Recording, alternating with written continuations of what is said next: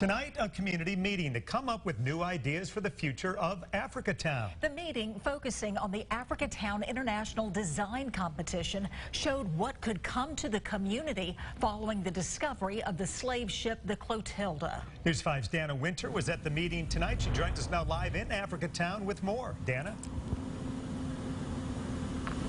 Well, plans bringing Africatown into the future have been talked about for more than a year now, but the finding of the Clotilda is giving the whole community new excitement for what this area could be. The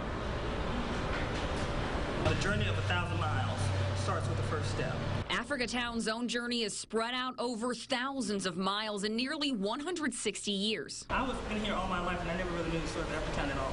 But now that the Clotilda is unearthed, Howell hopes its history and the stories of the people it impacted will be brought to life.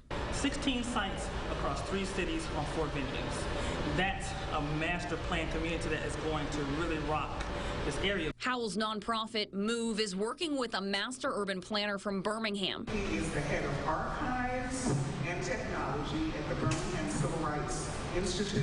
Bringing something similar to the Civil Rights Trail there and using ideas from the Lynching Museum in Montgomery. The economic impact from the opening of the Lynching Museum in Montgomery generated an economic impact of $1.1 billion from 400,000 visitors. So can you imagine what that would look like in a community like Mobile, but specifically in an underserved community like Africatown?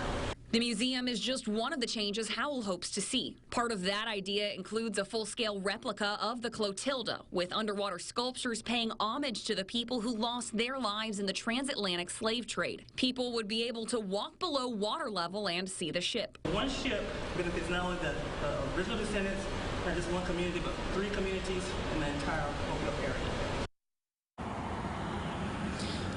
MOVE will launch the website with all the ideas on September 19th. The Africatown International Design Competition will follow shortly after, and architects from across the globe will submit their renderings as to what the future of Africatown could look like. Reporting live in Africatown tonight, I'm Dana Winter for WKRG News 5.